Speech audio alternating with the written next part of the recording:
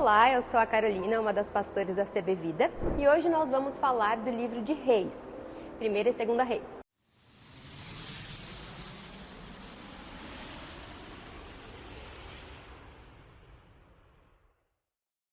Embora seja dividido em 2 livros, é uma história unificada.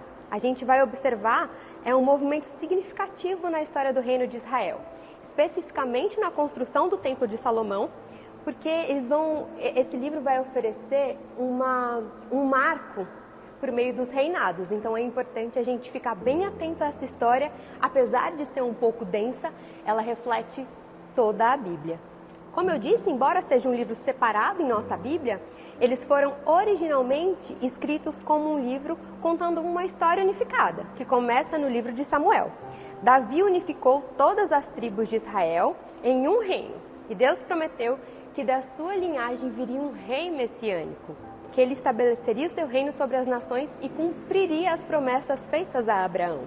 Assim, o livro de Reis conta uma longa fila de reis, que vieram depois de Davi e como nenhum deles cumpriu essa promessa. Na verdade, levou ao desastre. E esse livro é desenhado em 5 movimentos, que começam ali em Jerusalém. Primeiro no reinado de Salomão, na construção do templo, e depois no exílio de Israel na Babilônia. E essa história ela é contada em 3 pontos centrais, de como o exílio se tornou uma consequência inevitável ao pecado. Você também vai perceber a clareza dos profetas, por que eles foram levantados, qual que é o movimento que eles fazem, o que eles querem recobrar, o que eles estão fazendo ali, qual que é o lembrete, qual que é o conselho, qual que é a advertência que eles vão trazer para cada rei. Eles querem impedir a corrupção de Israel. Olha, se converta, reveja seus pensamentos, se volte para Deus. É um chamamento para a adoração ao único e exclusivo Deus. Então, presta atenção nessa importância, porque depois muitos profetas virão, profetas maiores, profetas menores, mas é importante você saber o que eles estão fazendo, qual que é o significado, qual que é a importância deles na Bíblia. Então, quando a gente olha o capítulo 9, 10 e 11, já passou, né, ali a construção do Templo de Salomão, e você vai perceber que nesse primeiro bloco, do 1 até o 9, mais ou menos, vai detalhando especificamente como esse templo foi construído. E ao mesmo tempo, depois que passa esse período, do 9, 10 e 11, você vai percebendo a fragilidade humana. Embora Salomão tenha sido um sábio, ele pediu, né, sabedoria a Deus. Todo mundo lembra de Salomão por esse ponto. Nossa, eu queria ter a sabedoria de Salomão. Eu acredito que você já tenha feito essa oração também. Você percebe também um declínio. Por que declinou? E muitas vezes a gente não se lembra disso na história. A gente só pega o Salomão sábio e a construção do templo, mas ele teve uma direção tortuosa quando ele permite idolatria, escravidão, ele se casa com estrangeiras que trazem idolatria, ou seja, ele contamina a essência, ele divide, né?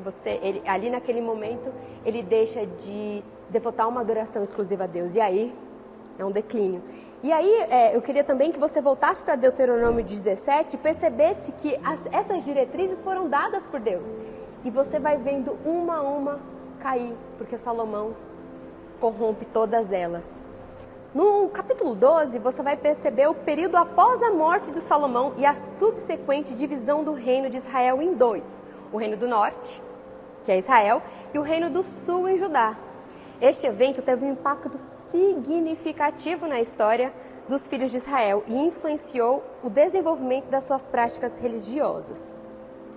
O reino do sul está centrado em Jerusalém, como os reis da linhagem de Davi, liderado por Roboão, filho do Salomão, que ao agir exatamente como seu pai, com o que há mais de ganância no seu coração, ele acaba dividindo o reino, porque ele inclui taxas, ele traz a escravidão mais ali frequente, mais acentuada, e isso gera uma revolta. Jeroboão e o povo falam, não, taxa? Não, é inaceitável. E por causa dessa ação, olha só o que acontece, a consequência de um coração ganancioso, a consequência de uma ação vinda do coração humano, do que eu quero fazer. O reino é dividido. Isso é um marco histórico na Bíblia. Então a gente tem dois reinos agora, o reino do sul em Judá e o reino do norte em Israel. E, de novo, e por causa dessa separação, também tiveram reis subsequentes, 20 em cada um. E essa ação reflete a desobediência da aliança a Deus, mas também estabelece um precedente para uma contínua luta entre a fidelidade e a infidelidade a Deus ao longo da história de Israel. Deus havia alertado o povo sobre as consequências devastadoras da idolatria e da quebra da aliança, ocasionando a divisão em reinos e muita idolatria. Jeroboão, por sua vez, também constrói novos templos para competir com o reino do sul. E ele coloca um bezerro de ouro em cada um.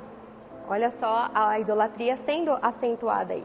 E a partir desse ponto da história, percorre de norte a sul, traçando o destino de ambos os reinos. Cada um teve 20 reis sucessores, como eu disse agora há pouco. E à medida que a história é contada, os reis são avaliados de acordo com alguns critérios. Fidelidade, a aliança e a adoração exclusiva a Deus. Eles confrontaram a idolatria que existia entre o povo, arrependimento e restauração.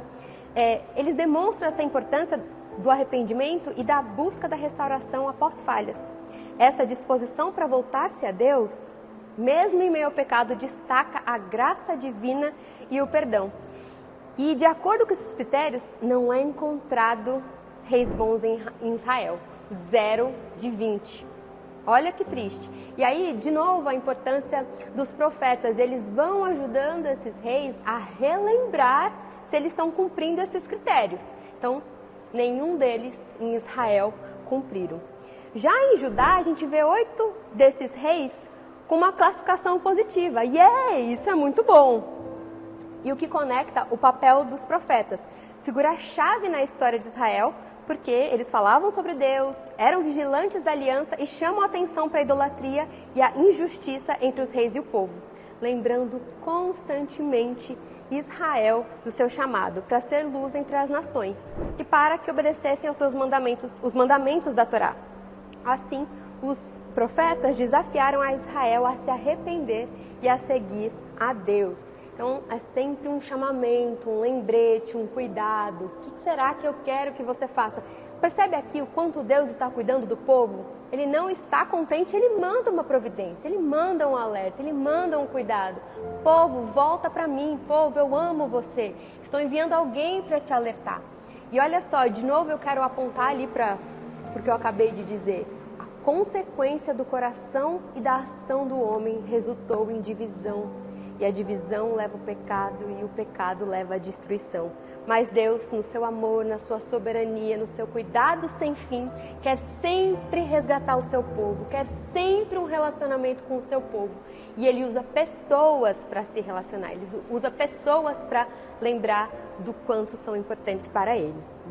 E aí eu gosto de destacar, claro que dentre esses 8 reis, você vai vendo como são histórias bonitas, mas eu gosto de destacar o rei Josias, porque foi o rei mais novo. E ele encontra um pergaminho perdido e ele começa a ler. E ele fica convicto do que está escrito ali. E ele fala, não, o povo precisa recobrar o juízo. Ele é destacado como um rei bom. Vale a pena você se aprofundar e perceber a história dele, como Deus usa o rei Josias ao longo do processo da história. Na verdade, vale a pena você se destacar e perceber os 8 se movimentando ali ao longo da história, mas dá um destaque também para o rei Josias pela sua pouca idade, pela sua vontade de fazer o que era certo. Um destaque de profetas mais prominentes são os do norte, Elias e o seu discípulo Eliseu. Elias confronta Acabe, como você vai perceber no decorrer da história, e anuncia a queda do seu reino. O contexto histórico desses livros é crucial para você entender as complexidades políticas e religiosas que levarão à divisão do reino de Israel. As advertências contra a idolatria, que a gente já viu várias vezes no decorrer da nossa leitura, não só de hoje, como de livros anteriores, a apostasia e a necessidade de fidelidade e aliança são temas recorrentes nessa parte da Bíblia. De novo, Deus está sempre chamando o seu povo para o que é certo, para o centro da sua vontade. E o povo tinha feito escolhas que eles preferiram a monarquia em vez da vontade de Deus. Nesse ponto, Israel se afasta dos princípios divinos, tornando uma nação governada por rei maus. Aí, de novo, a consequência disso tudo. No entanto, aqueles monarcas que temiam a Deus, apesar de seus equívocos, experimentaram reinados mais duradouros e abençoados. Afinal, eles faziam parte do povo escolhido de Deus, com quem tinha uma aliança e um plano maior de redimir a humanidade por meio deles. Observando os reis da Bíblia, a gente percebe a importância do relacionamento com Deus, da obediência à sua vontade e o reconhecimento da sua fidelidade, que faz com que essa liderança, com que esse relacionamento seja justo e duradouro, porque quando a gente aponta o coração para Deus, para a sua vontade, não tem erro. É certo de que Ele será o condutor do caminho, será o Deus que conduz o seu povo a fazer o que é certo. Espero que você tenha gostado dessa leitura e a gente se vê na próxima. Até lá!